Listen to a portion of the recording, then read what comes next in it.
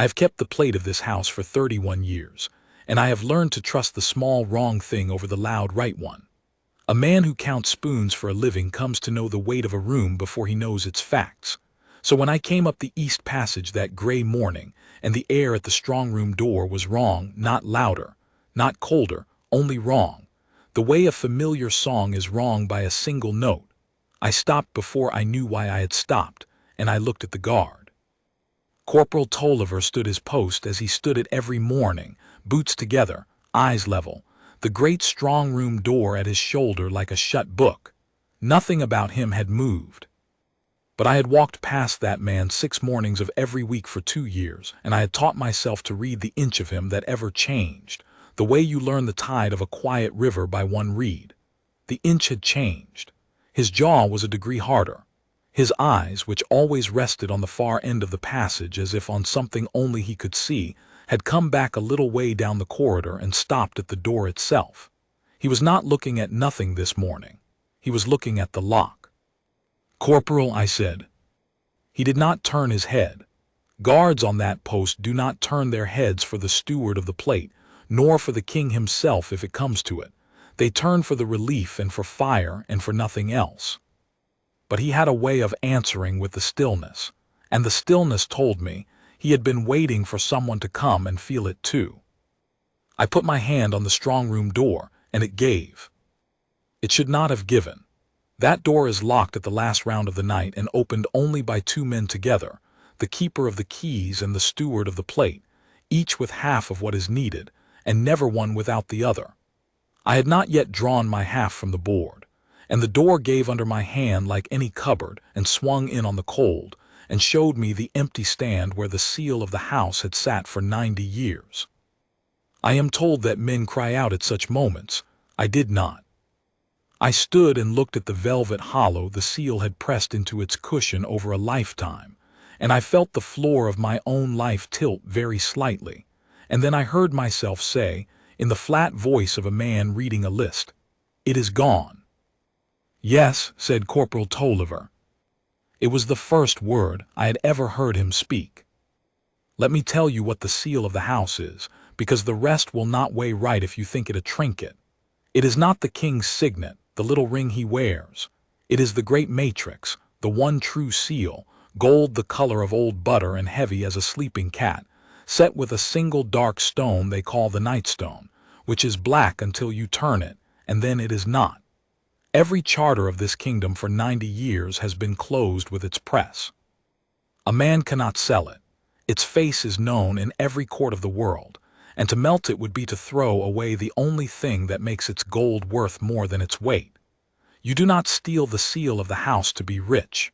You steal it to be believed, or to make another man not believed, or because you have built your whole ruin around the night it would vanish, and a name that was not yours would be written under the loss. I did not know any of that yet, standing in the cold doorway. I knew only that it was gone, and that the door had no business being open, and that a guard who never spoke had said one word to me, and the word had been yes. The house woke around the empty stand the way a body wakes around a wound. By the 3rd hour the controller was there, and the captain of the inner posts, and a clerk writing, and 2 more guards relieved onto the corridor, and the keeper of the keys, Mr. Gideon Merrick, in his good gray coat with his chain of office bright on his breast, his face the very picture of a steady man holding steady in a hard hour. "The book," Merrick said. "Get me the strong room book. Everything turns on the book." The book is the ledger of the strong room, kept on a stand inside the door, and every soul who enters writes their name and the hour and the reason and signs, and the guard on the post sees them write it. It is the spine of the whole arrangement. If the seal was taken in the night, the book would say who had been in the night, and the book does not lie, because the book is watched. They brought the book to the long table in the steward's office, and Merrick turned the pages with a finger that did not shake and stopped, and turned the book about so the controller could read it, and the controller read it and looked up, and I, leaning to see, read it too. The last name in the book, written in a small, careful hand at the 11th hour of the night, The hour when the corridor is darkest and the relief thinnest was Liz Penhallow. I knew the name. Everyone in the lower house knew the name. Liz Penhallow was the underkeeper of the plate room, a girl of 19 who had come to us at 14 to scrub the silver and had risen, by being quiet and careful and never once wrong, to the keeping of the second strong cupboard, where the lesser plate is held. She was the sort of servant a house is built on and never thanks. Early, exact, frightened of doing harm, the kind who counts a thing 3 times rather than be the one who lost it. She had a half-key to the second cupboard and to nothing else. She had no business in the great strong room at the 11th hour of the night or at any other, and yet there was her name in the book, in her own small careful hand, at the very hour the seal went into the dark. "Well," said Marek softly and folded his hands and did not look glad, which was the worst of it. He looked sorry, the way a good man looks sorry to be the one who must say the hard true thing. "Well, there it is then. I had hoped, but there it is." And every man at that table believed it. I will not pretend I did not half believe it myself for the space of 3 breaths. The book does not lie. The hand was hers. The hour was the right hour. A frightened girl, a half-key, a thing worth a kingdom, the eternal old story of the small trusted hand that one night is not to be trusted. It fit. It fit the way a thing fits when it has been made to fit. I looked up from the book, and across the office, through the open door, down the length of the cold passage, I could see the great strong room door and the man who stood at it. Corporal Tolliver had been relieved and posted back, as the steady ones often are in a crisis, the house wanting known men on known ground. He stood his post. And though no muscle of him had moved, though his eyes rested again on the far end of the passage as if on nothing, I knew, the way I had known the air was wrong that morning, that the man at the door did not believe the book. I did not know how I knew. I only knew it the way you know a wall is not quite plumb before you have set the level to it. And because I have learned in 31 years to trust the small wrong thing over the loud right one, I did a thing that was not my place. I left the table of important men reading the book that fit too well, and I walked down the cold passage to the guard who had spoken one word, and I stood near him, not in his eyeline, the way you stand near a horse you do not wish to startle, and I said quietly, "Corporal, you saw the night." A long stillness. Then low, not moving his lips much, in the way of men who have learned to speak without seeming to, "I saw the night, sir." The book says Penhallow. The 11th hour. I know what the book says. Did she come? And Corporal Bram Tolliver, who had stood that corridor through 2 winters and had never once in my hearing said a needless word, was quiet for the length of 3 of my heartbeats, and then he said the thing that turned the morning. "A small person came to the strong room door at the 11th hour, sir, in a plate-room apron, and signed the book, and went away again without going in. I watched the whole of it, and it was not Liz Penhallow." I felt the cold of the passage go all the way into me. "How do you know?" I said. "In the dark, at the 11th hour, how can you swear it was not her?" "I do not swear what I cannot prove, sir," he said. "But I will tell you what I saw, and you may do with it what a wiser man can. Penhallow has come to that door 100 times on the day-keeper's errands, and I have watched her sign the lesser book 100 times, and she signs with her right hand, leaning her left on the stand, slow, careful, the way she does everything. The person who came at the 11th hour signed with the left hand fast and stood square to the book, not leaning. And Penhallow is afraid of this corridor. She has been afraid of it for 2 years. She keeps to the wall and goes by quick with her eyes down and her shoulders up, the way the frightened go. The person at the 11th hour was not afraid of the corridor. They walked the center of it. They were afraid of the time. I have served great men and clever men, and I have rarely heard a thing so quietly devastating. He had not seen a face. He could not give us a face. But he had seen the truth move down a dark corridor in a borrowed apron, and he had marked it the way only a man whose whole trade is watching a place could mark it. Not by the face, which the dark hid, but by the body, which the dark could not. "Why did you not say so?" I said, At once to the controller. "I am a corporal of the guard, sir," he said, and there was no bitterness in it, only the plain shape of the world as he had found it. "There are 11 men of more weight than me between that book and the truth. I told my sergeant what I saw at the change. He told me the book was the book, and a corporal's notion of how a girl holds a pen was not a thing to set against it, and that I should hold my post and hold my tongue. He is not a bad man. He is a frightened man in a frightened house, and the book fits, and a frightened house wants the comfort of a thing that fits. So I held my post, and I waited for someone to come down the passage who would feel the air was wrong. He moved his eyes, just for an instant, to me and back. You came, sir. I want to be honest about what I felt then, because it is the hinge of the whole matter. I felt fear, not for the girl, for myself. The easy road and the hard road had just parted under my feet, and the easy road was very wide and the hard road was a thread. The easy road was the book. The book fit. The house wanted it. The girl was small and friendless, and the kind no one fights a war over. To walk the book's road cost me nothing, a sad shake of the head, a sorrowful duty done, the house at peace by supper. The hard road was one corporal's notion of how a frightened girl holds a pen, set against the spine of the whole house and men with chains of office. And at the end of it, if I was wrong, the loss of my own place and good name in the only world I had ever known. I had counted the plate of that house for 31 years and never once been wrong by a spoon, and the whole of my standing was that I was the man who was never wrong. To take up the corporal's thread was to risk being wrong about the largest thing of my life. I went and found Liz Penhallow.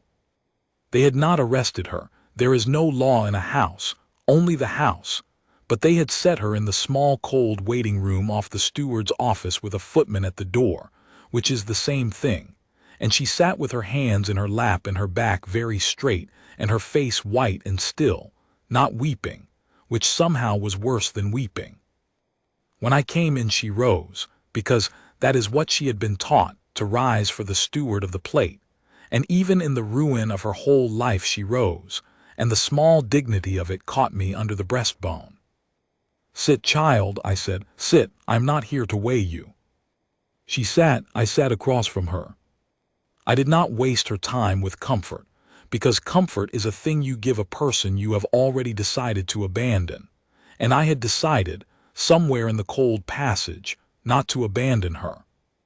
"Liz," I said, "where were you at the 11th hour of the night?" And here is the cruelty of how the trap was built, and I did not yet see it whole, only the edge of it. She looked at me with those still white frightened eyes, and she said, "In the plate room, sir, counting the spoons for the morning table. I was alone, sir." And her face when she said it told me she had already understood in her quick, frightened, careful way that being alone was the worst answer she could give and the only true one. There was no one to see me, sir. I was where I am every night at that hour. Alone in the plate room counting. She drew a small breath. I did not take it, sir. I never went to the great room. I would not know what to do in the great room.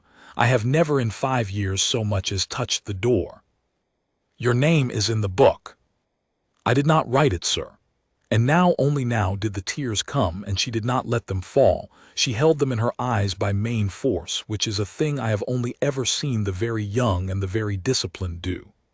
I did not write it, but it is my name, and it is in my hand, sir. I saw it. They showed me. It is my hand, and I cannot say how. I cannot say how, sir.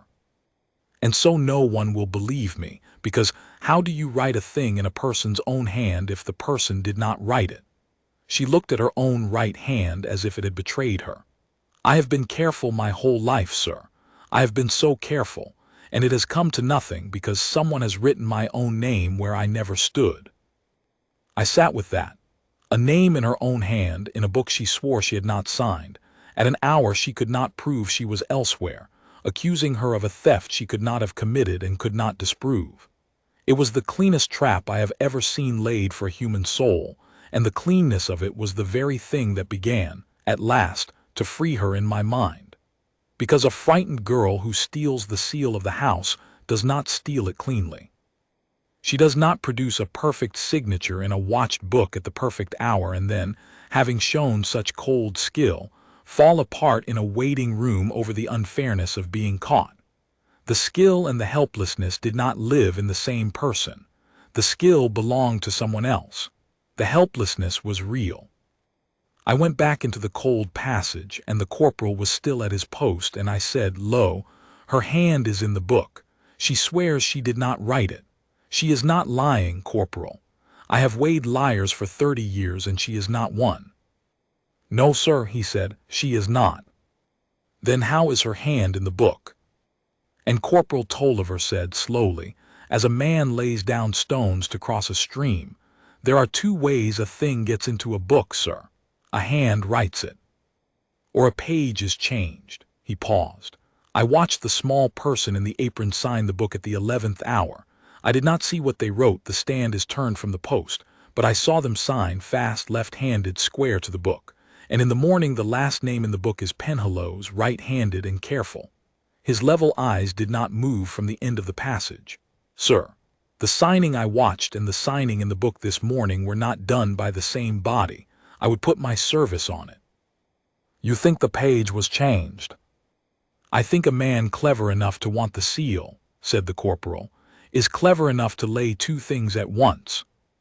A false signing in the night that I would see and remember and report, a small frightened-looking person in a plate-room apron going to the strong-room door at the cursed hour, and a false page found in the morning in the right hand that fits the false signing I would swear to.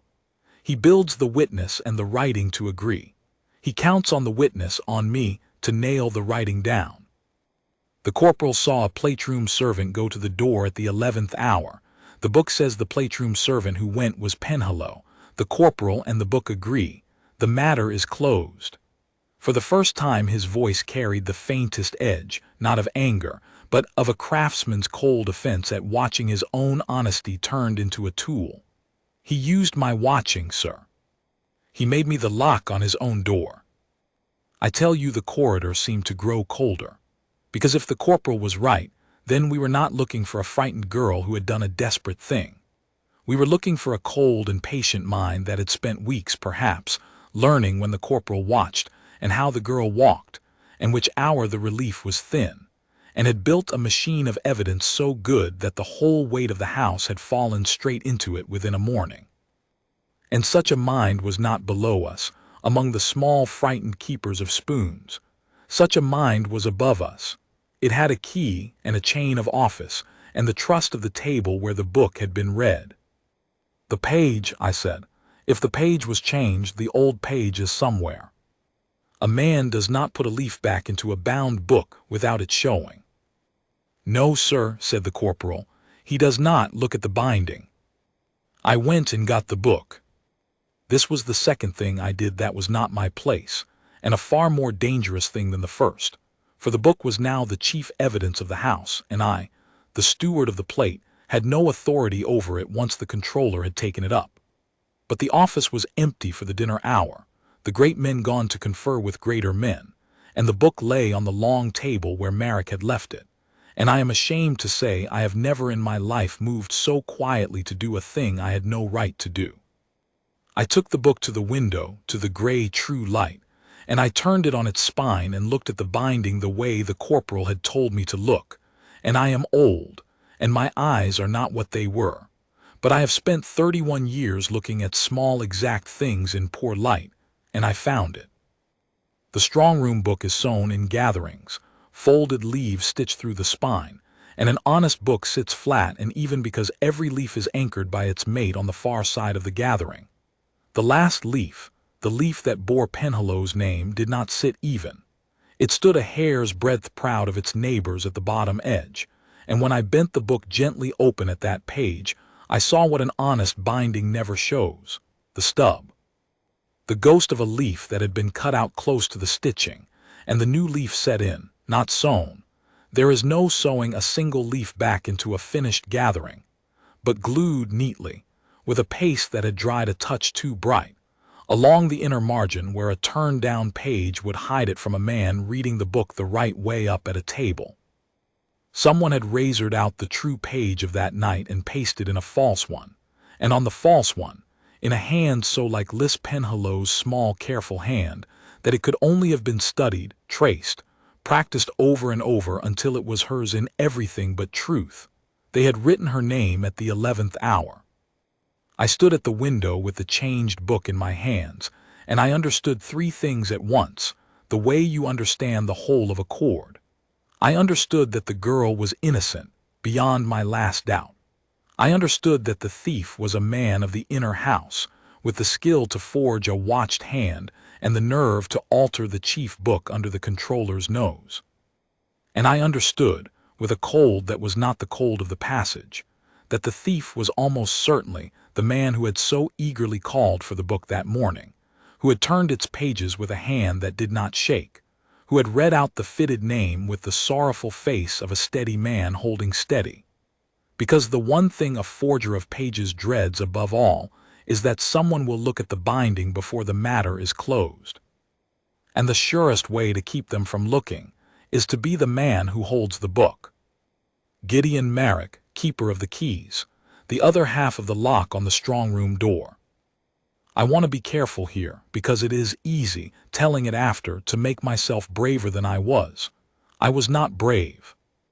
I was a frightened old man holding a razored book in a window, knowing that the most powerful permanent officer of the household, a man who could end my place with a sentence, had built this thing, and that I had nothing to set against his chain of office but a hair's breadth of paste and a corporal's notion of how a girl holds a pen. If I took the binding to the controller and Merrick said smoothly that an old book sewn 90 years had a leaf working loose, that the steward of the plate was a loyal old fool grown sentimental over a thieving girl, who would the house believe? The house had already chosen what it wished to believe by the 3rd hour of the morning. The book fit. I would be the one note wrong in the familiar song, and a frightened house silences the wrong note. It does not stop the song. I went back to the corporal. I did not know what else to do. He was the only other man in the house who knew the air was wrong. "It is the page," I said. "You were right. The leaf is cut and a false one pasted in. And the man who—" I stopped, because even to say it in a passage felt like a stone thrown that could not be called back. "The man who held the book this morning, who called for it, who read it out." "Merrick," said the corporal. He did not seem surprised. Guards on a strong-room post, I have since thought, see more of who comes and goes by the great door at strange hours than any soul in the house, and say less of it. "He has come to the door 6 times in the last month at hours he never used to keep, sir. Always with a reason, an inventory, a count against the charter, the king's business. Always alone, which the 2-key rule should not allow, but the keeper of the keys carries weight enough to bend a corporal who is told to mind his post and not his betters. I marked it. I am only a man who watches a door. I did not know what I was watching until this morning." He let a breath go. "He is in debt, sir. The whole lower house knows it, and the upper house pretends it does not. He has lost money he did not have to men who do not forgive it, this year past. A man does not steal the seal to sell it. But a man might steal the seal, and let it be found again in time, having first used the night it was gone to seal a paper that should never have been sealed, a charter, a grant, a transfer of something not his, and then let the seal come quietly home, and let a frightened girl carry the blame of a theft that, in the end, stole nothing the house could name. The loss is the cover. The seal is the crime." I confess I had not thought so far. The corporal had. He had stood at that door through 2 winters with nothing to do but watch and think, and he had built, out of 6 odd visits and a girl's gate, and a debt the upper house pretended not to see, a truer account of the night than 11 men of weight had built out of the chief evidence of the house. "Then we must find what he sealed," I said. "No, sir," said Corporal Tolliver, "we must find the seal." And he was right, and it was the simplest, hardest truth of the whole matter. We did not need to prove the cleverness, nor unwind the debt, nor outargue a man who could outargue a bishop. We needed one thing only, the seal of the house, found where the girl could not have put it and the man could. The body of the thing. The plain, unanswerable fact, set down in front of the house, that no chain of office and no fitted book could talk its way past. The corporal had cut to the bone of it while I was still tangled in the cleverness. "Where?" I said. "If he means to bring it home in his own time, he has hidden it near and safe, where he can reach it and no one else will look. Not in his own rooms, they will be searched. He knows that the keeper of the key's own rooms search first to show the house he hides nothing. Where does a man hide the most watched thing in the kingdom?" And Corporal Tolliver said the thing that ended it. "In the one place, sir," he said, "that everyone has already looked at and seen empty." I did not understand him. He saw I did not understand him. And then, because the dinner hour was passing and the great men would soon be back, he did a thing I had never seen a guard of that post do and have never seen since. He told me, low and fast, exactly what to do and where to look, and how to bring the house to the looking so that it could not be a matter of one old steward's word against a keeper's. And then he set his eyes back on the far end of the passage and became again a man who watches a door and says nothing, and left the doing to me, because the doing was mine to do, and the watching was his. Here is what he had seen that the rest of us, in our cleverness, had walked straight past. The empty stand.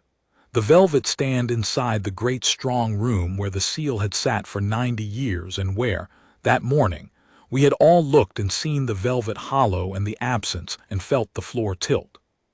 We had looked at the empty stand and seen the wound of the theft, and having seen it, none of us had looked again. The empty stand was the most looked at and least examined object in the house. It had been seen by every man of weight and dismissed by everyone, because what is there to examine in an absence? You see the seal is gone. You do not kneel and put your hand under the stand. The stand sits on a low plinth of old oak, hollow beneath, with a board across the bottom that is meant only to keep the dust. To a man who had spent weeks learning the room, who had a key and the nerve and the cold patience of him, it was the perfect place, not to keep the seal forever, but to keep it for the few days while the house tore itself apart over the empty stand above it and arrested a frightened girl and closed the matter. A few days and then he would discover the seal himself, fallen behind the plinth, slipped from its setting, the theft a fright and a folly, the girl already broken and gone, and no one ever the wiser that for 3 nights the seal of the house had sat 6 inches below the very hollow it had left, while the whole household stared at the absence and never once looked down. I did not go alone, and I did not go quiet, because the corporal had taught me in one sentence the thing my 31 years should have taught me and had not, that the truth needs witnesses or it is only a quarrel. I went to the controller, and I asked him, as the steward of the plate with a steward's right over the keeping of the plate, to make a full and formal inventory of the great strong room before the house, the empty stand included, in the presence of the captain of the inner posts and the clerk and the assembled officers. And I said, in the presence of the keeper of the keys, who, as the other half of the lock, had the same right and the same duty to see it done. Marek came, of course he came. To stay away would have been the one thing a guiltless keeper would never do, and he was nothing if not a man who did the things a guiltless man would do. He came in his good gray coat with his chain bright, sorrowful and steady, and he stood by the empty stand with the rest of us, and I watched his face as I asked the captain, very humbly, whether we ought not to examine the plinth itself, the stand and the board beneath, since the inventory must be full, and a full inventory leaves nothing unlooked at, not even an absence. I have weighed a great many men. I never saw a face do what Marek's face did in that instant. Nothing, for one heartbeat, a perfect steady nothing, and then in the second heartbeat, the smallest possible movement of the throat, a swallow, the body's one honesty that the will cannot quite govern. He said smoothly that surely it was needless, that the stand was plainly empty, that we did the girl no kindness dragging the sad matter out. And the controller, who was not a clever man but was an honest one, said that the steward was right, that a full inventory was a full inventory, and bid the captain look. The captain knelt, he drew the board from beneath the plinth. And out of the hollow under the empty stand, Out of the 6 inches of dark below the velvet absence the whole house had grieved over for 3 days, he lifted the seal of the house, gold the color of old butter, heavy as a sleeping cat, the nightstone black until he turned it in the gray light, and then it was not. Nobody spoke. I have stood in that house for many great and many terrible moments, and I have never known a silence with so much in it. Liz Penhallow was not there to see it. They had her still in the cold waiting room, and I have always been a little sorry for that she did not see the moment her whole ruin came undone, though I think perhaps it was a mercy. Some things are too large to watch happen to you. It was Marek who broke the silence, and he broke it the way a clever man breaks a thing that is breaking him, by reaching at once for the next lie. "Then thank God," he said. "It is found, it had fallen, it had slipped from its setting. The whole fright was nothing, a folly, the girl. And he might even have carried it. He was that good, he had the controller half nodding already, the house half eager to take the easy road one more time, the road where the seal had merely fallen and the matter could close with no great man shamed." And then a voice from the corridor, low and level and unhurried, the voice of a man who watches a door and says nothing until the one thing worth saying, said, "It did not fall, sir." We all turned. Corporal Bram Tolliver had not left his post. He stood it still in the doorway, eyes level, boots together, having spoken without leaving the ground it was his duty to hold. He did not point. He did not raise his voice. He said only to the captain, his own officer, in the plain report of a soldier giving evidence, "A seal that falls from its setting falls in front of the stand, sir, where a man would see it and pick it up. It does not fall through the top of a closed plinth into a hollow with a board across it. It was put there, sir, by a hand that opened the board and closed it again. And I will tell the inquiry what I saw at the strong-room door at the 11th hour of the night the seal was taken, and what I saw was not Liz Penhallow, and I have held my peace 3 days waiting to be asked by a man with the rank to ask me. I am asked now. I am ready to answer." And he was. And the inquiry asked him, and he answered the gate, the hand, the apron, the 6 odd midnight visits of the keeper alone, the changed page that the steward had found in the binding, the false signing built to agree with the false leaf, the use the thief had made of an honest corporal's watching. He laid it all out the way he had laid the stones across the stream for me, one plain true thing after another, no flourish, no guess offered as fact, every notion marked as a notion, and every certainty marked as a certainty, until the cleverness that had nearly swallowed a girl whole stood in the gray light with nowhere left to put its feet. They did not need to prove the debt in the end, nor trace the paper Marek had sealed in the dark with the stolen matrix, though both were found after, the debt that drove him and the false grant he had pressed the seal to, a transfer of a thing not his to a man he owed, made law for a few nights by the one press in the kingdom that makes a thing law. They did not need it. They had the body of the truth, the seal under the stand, where the girl with her half-key to the lesser cupboard could never have put it, and the keeper with his half of the great lock and his nerve and his weeks of patience could, the razored leaf and the bright paste, the corporal's plain account.